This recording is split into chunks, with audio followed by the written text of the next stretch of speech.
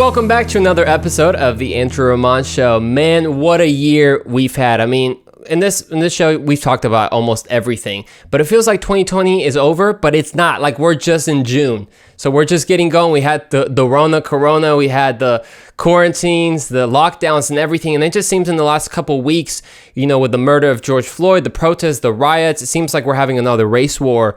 And the question is like, how should we respond? What type of conversation should we be having? So actually, to have a conversation with me is my new friend, the GOAT, the greatest alive, Topher. Someone has called him the TikTok star, which I got to tell you, like, this guy has accumulated quite the following in TikTok. So after this, you got to check him out. But I'll let him introduce himself a little bit more. How's it going, Topher? Man, thanks so much for being with me, bro. What's up, everyone? What's up, Andrew? Appreciate that very, very awesome intro there, man.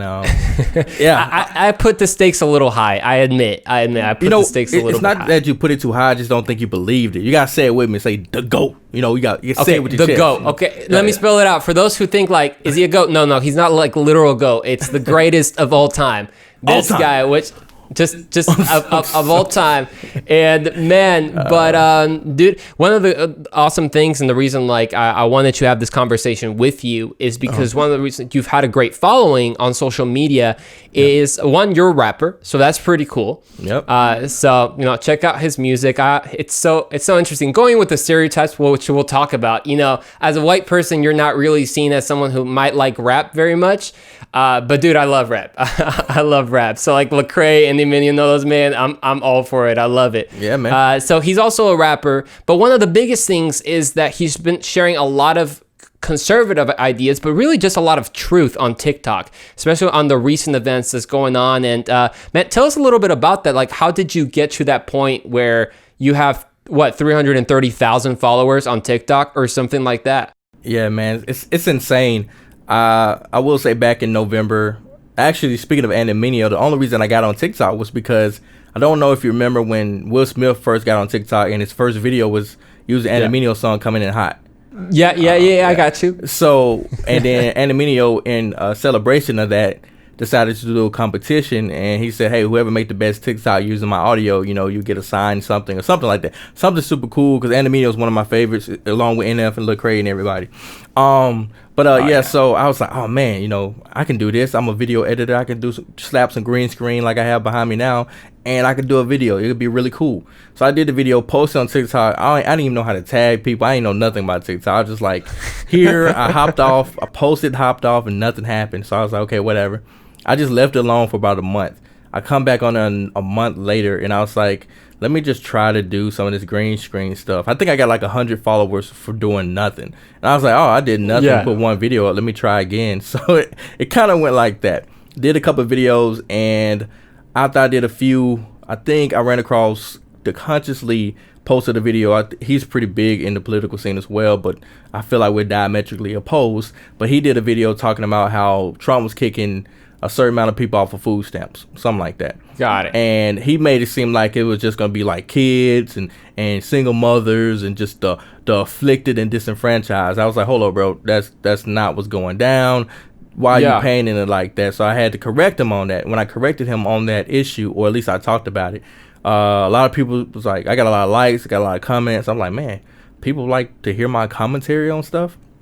Yeah. So I still wasn't convinced. So I kind of left it alone, still tried to do my green screen videos, and somebody else brought something else up, and I attacked that, and I got... They're just forcing you to say something, man. It's almost like I always tell people, one of the guys that told me, he said, how do you know your purpose in life? Like, that's like, well, something that you're so passionate about. But he also said, it's not so much what you're passionate about, but something that you just can't... something you just can't let go of. Like, for instance, like, I'm passionate about music, but if people are lying and spreading misinformation, that bothers me more. Like, so those other ways. And when I thought about that, I was like, man, I gotta speak out. And after that, I realized there's not too many people that look like me, that share the same values and beliefs as me. So people need to hear that from my perspective. Because when I was growing up in school, you didn't hear about too many. Of course, in the black community, we may be socially conservative, but there's not too many conservatives politically.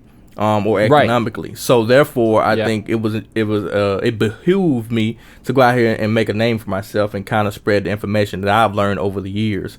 So that's kind of how I got started. But man, hey, well, thanks for the break. Hey, and I just love that what you mentioned about like what's your purpose, because sometimes your purpose can be revealed not in the sense of what you're totally like for, but what you're just against, and you just can't like just. But yeah, it bothers you listening to it, man. So thank you for doing that, because you're right. I think right now in the political climate, even just the cultural climate that we live in, conservatives are kind of like, just keep your ideas to yourself, and any other ideas that are not conservative, whether you say like leftist or more extreme ideas, are just seen as a norm, seen as totally accepted, and you come out and speak against that, and have you felt somewhat of a pushback? Somewhat. I feel like I'm going against a whole like avalanche over here, man. It's just, and I'm going uphill. Like there's a straight uphill hike with the avalanche falling on top of me, man. Gosh. Because they absolutely don't understand why a black person would have conservative ideals, or even more specifically support Trump, who they deem to be racist. Even though I've dug through the data, looked at everything, and there's nothing that can literally pin on him. Besides anecdotal evidence, and a lot of stuff that he got in trouble for business-wise had nothing to do with him personally. So I was like, man, why are we doing this? And I feel like when people go out the way to frame somebody in a bad light, that tells me that you're trying to hide something, or it's just in that light. So I'm just like, man, I need to go figure out what's going on. And the more I do that, man, the more I realize that the whole media thing, I already didn't trust mainstream media. I'm gonna go ahead and put that out there. But what they have revealed during Trump's presidency is ridiculous. It's a good point. You definitely bring up a good point. And I think the best point that you brought up right now, which I'm seeing the most right now in the aftermath of the murder of George Floyd, is the categorizing in group labeling, right? Yeah. So you're a black man, you should think a certain way about certain things, and I'm a white guy, so I should think a certain way about certain things. And especially right now, when the tragedy happened, I didn't see, and for everyone listening right now, the reason we're having this conversation is because everyone apparently has an opinion about this. Even friends who like, I don't want to get in Facebook to get political. The next day, they're like, a whole like 3 paragraphs of an opinion. Yep. And basically at the end, you're saying everyone but me is a racist. That's like, especially from a lot of white people, apologizing and things like that. And it's kind of like put a pressure on people who say, you know what? I'm still not sure of what I think about all these things. But if there's any hesitance for you to accept the mainstream ideas of right now, whether it be like a total systemic racism currently right now, not just in the past, but currently right now, the full oppression of the government in society against black people, or that police brutality is just, as LeBron James tweeted, this was with Ahmaud Arbery in that tragedy, but he just tweeted that black men are being hunted down the minute they step out. So if you hesitate to accept any of those, you're just labeled as racist. You're labeled as you don't understand. It's just whatever your skin color. If you're white, you're too privileged. And if you're black, you're not black enough. And that's kind of the perspective that I've been seeing from people on Facebook and social media. Right. So that's the very toxic nature I've been seeing when it comes to public pressure or council culture.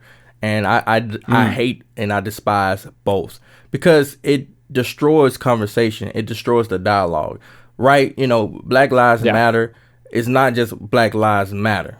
They paint it that way. So, and I feel like they gave it that title because if you don't agree with them, then automatically you're racist, right? Or you're automatically a sellout.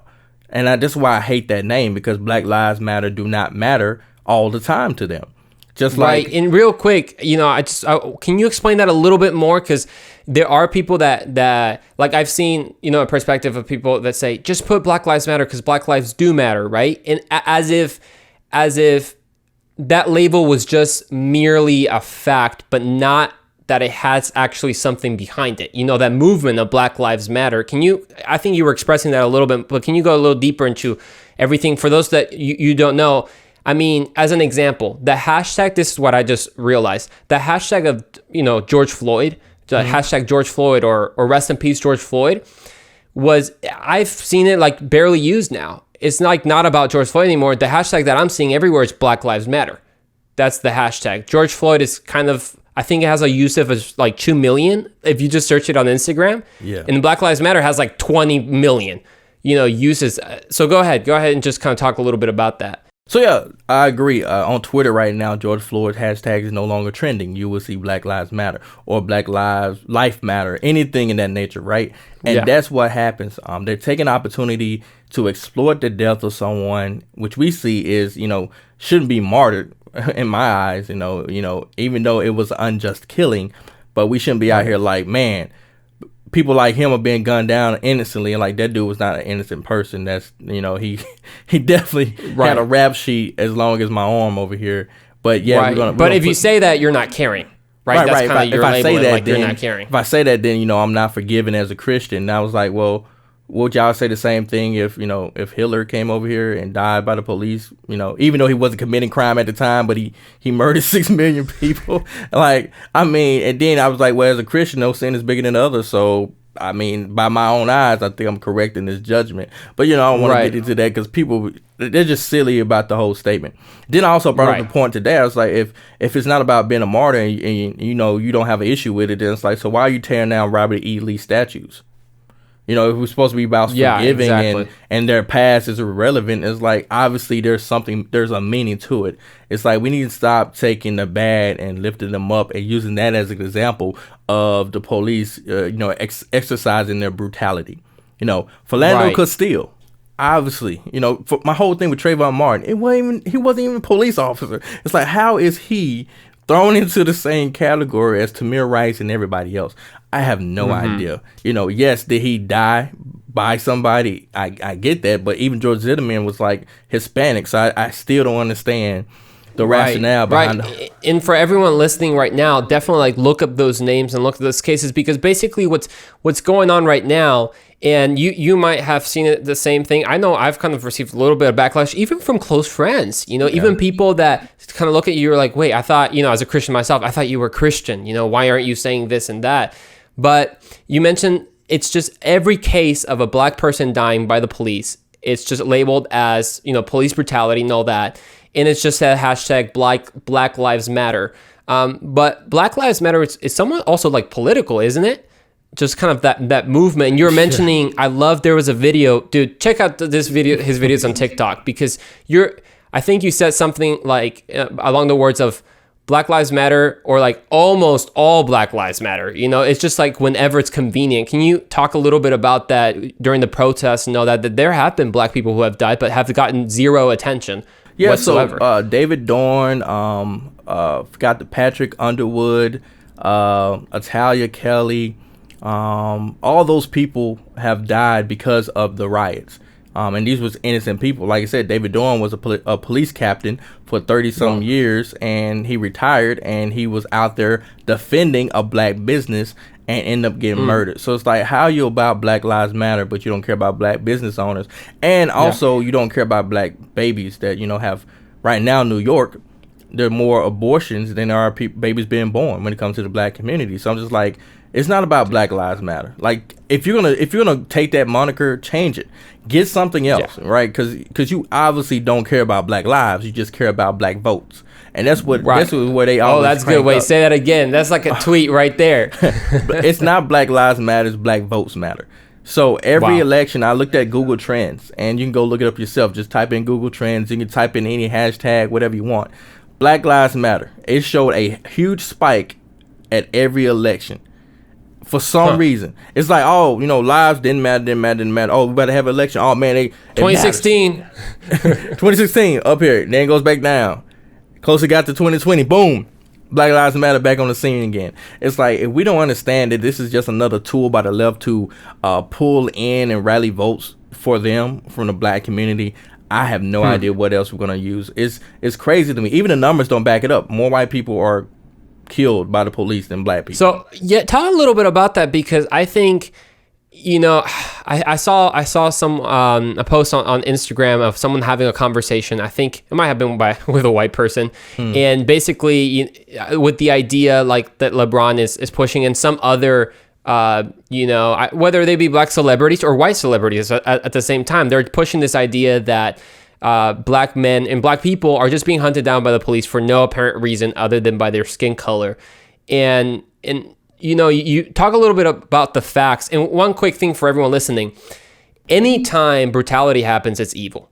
Absolutely. Anytime it is completely evil, and it's kind of sad that you have to say that. It's obvious, right? It's totally obvious. Like, racism is evil, brutality is evil. It happens. We should stand. Like, I'm all for change. I'm all for keeping the police more accountable after this incident. And like, how can 3 policemen or 4 policemen just stand by while George Floyd is dying? So we're all for justice. We're all for looking to be better as a country. But at the same time, you don't have to accept misinformation. Right. You don't have to accept wrong statistics. So I don't know. Sorry, I cut you off. But talk a little bit about like the statistics of brutality in the black community. So yeah, like I was saying, I think I look back over 2019. I think it was 1,000 people that were murdered by the police, and only 200 some were black people versus the 300 some that were white people. Then everyone's like, well, compared to the national population, and that's extreme. But you don't look at national population. You look at the actual numbers of police encounters, and when you look at that number, it's way more even kill. And when you actually look at it, white people are disproportionately murdered by the police compared to black people. But they don't want to look at the raw numbers in that aspect. They want to look at it at a broad scope, which is unfair, and that's what they have to do to fit their narrative. Now, when we're talking about as far as homicides, African Americans commit what I think is like 50% of all homicides. 50%. Wow. 50% of all homicides. I think we commit about almost 40% of all violent crimes. And I forgot the other stat, but we do all this. So what happens is the more violent encounters we have because of violent crimes, the more likely we're going to have someone that die. So it makes sense, even looking at the numbers, or why we're dying at a higher rate, they believe. It's because we're committing more crime. And I'm not saying we commit more crime overall, but no one's out here just gunning people down for the most part for, destroying a building. Arson and things like that don't lead to a violent encounter. But violent crimes such as, rape, assault, homicide, and everything. All that, strong arm assaults, robbery, all that leads to violent encounters with the police. Therefore, you're going to see that natural increase. But I'm a black man, and people always try to tell us we're oppressed. I'm looking at them like, huh? Like, what do you... I'm not oppressed. I have never seen oppression. If we're oppressed by God, like, I don't know what they're doing in other countries. You're like, this is oppression? like really? This, I feel like, you know what I'm saying? Because I look at people like, I'm one of those people, I can look past race and everything because I can. That's what we should do. If race is a social construct, we should be able to look past it and actually get to the truth. And when I look past it, I'm like, dude, there are white people in worse positions than I am. During this pandemic, my job paid me while I worked from the house. How many other white people couldn't go to work? How many other races couldn't go to work? And I'm sitting here getting paid. It's not like I got some super crazy degree. I mean, I only got an associate. So it's like, there's nothing to me that says that I'm oppressed. It's like I don't have to have these super crazy credentials. I just think there's such thing as work privilege or American privilege. Being born in a 2-parent household privilege. Being born into money privilege. All these things that are true privilege versus just the skin color I have. And people hate to admit that and don't want to. I always tell people there's 2 reasons why. I tell the white liberals have given black people an infinite excuse to pull on and use anytime they don't get to where they want to be in life. It's like, oh man, racism, systematic racism kept me here, man. So, I guess it is what it is. Police pulls you over and, oh man, it's because police is, they just racially profiling. It's not because I'm over here smoking weed or smell like weed or doing some very suspicious activity. It's because of my skin color, So this is why I hate about that narrative. It's like, I understand police brutality is an issue. I agree with you. But I would never go out there and be like, Black Lives Matter. and or anything like that. There are other campaigns because they don't even offer any issues. They're literally trying to end policing, like get rid of and defund all police departments. And they don't really talk about, like, I've seen that in some areas with the very the too honest people, like the people who are a little bit too honest, like how they said the quiet part out loud. In that sense, but you're absolutely right. Like they're here to defund. And I saw a video where you gave a little bit of different alternatives. You know, for someone who does want to bring change, who does want to bring justice, but doesn't necessarily want to go with the agenda of Black Lives Matter and defund police and basically swap the roles of now you have white people kneeling before black people. Yeah. You know, and apologizing for the sins of their ancestors. You know, are there alternatives to that? Yeah, so there are other organizations out there, national organizations, local, or at least state organizations that allow you to, or at least dealing with police accountability. One of those organizations is, I believe, Amnesty International, Amnesty, I forget what it's called, I think something like that. The American Project, don't quote me on this stuff. But one of my favorites is Campaign Zero. Campaign Zero it offers straight solutions.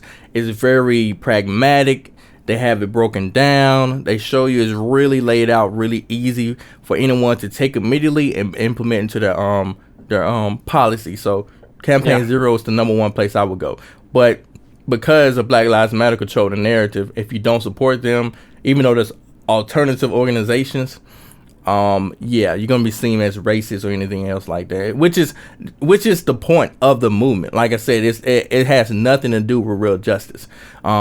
They're still rioting, even though all 4 police officers have been charged. I thought that's what we were mad about. I thought we were rioting. Dude, because same thing. Same thing. Because I thought, okay, I get it. It took a couple days. I mean, they were fired, but I get it. It took a couple days. You can launch that. That's totally cool. I totally get that. Because policing should be charged like anybody else if you happen to kill someone, right? Right. But then it's like, okay, so one guy was brought in, and then I kept seeing the posts. There's 4 more cops that are free right now. So I'm like, okay, that's a good point. And then now that, I mean, it's been like a week or like several days, and you're like saying they're still rioting, they're still protesting with the whole idea of like bringing to justice. But you mentioned, I want just to focus on one part that you said. Like as a black man yourself, and it's interesting how you even have to, because I've seen some great videos of you just like, at the end of the day, you're an individual. Yeah. I'm an individual. I mean, my name is Andrew, who I happen to be white. You know, I'm not like a white guy who's just called Andrew. Like, I'm first an individual, you're first an individual, and sadly, we're just labeled as big pictures because what it does, this claim of like systemic racism, or you said it so good. At the end of the day, it takes away all personal responsibility for failure and for achievement, right? Because if I ever do something good as a white guy, it's because I'm too privileged, right? Right. If a black person does something good, it's at the end of the day, you're oppressed, so somehow you got an upper hand. Somehow some white guy must have helped you. You're an exception, you know. It doesn't happen to everyone, but you're just one of those people that got lucky, right?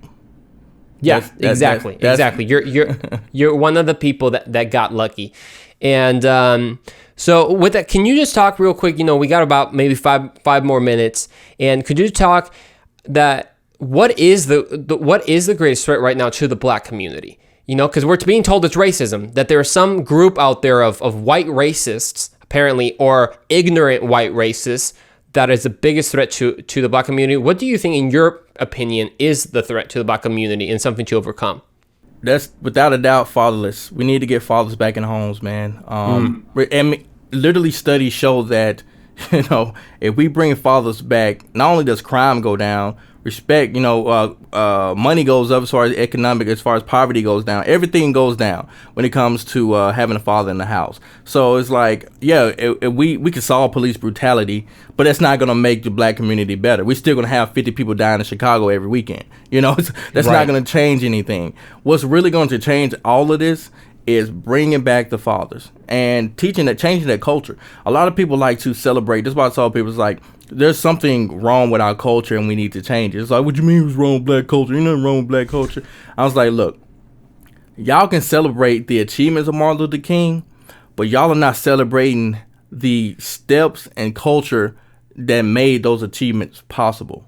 Yeah. So y'all not celebrate because he was married, he was a pastor. All of them was really going to church and really big on community. Yeah, he was big about family. They were not dependent on the government like that. They had great amount of accountability going on in that time as far as self accountability and just respect. I mean, they were well educated. When it came to ignorant folks, you know, you didn't tolerate ignorancy. You just like, dude, no, that's stupid.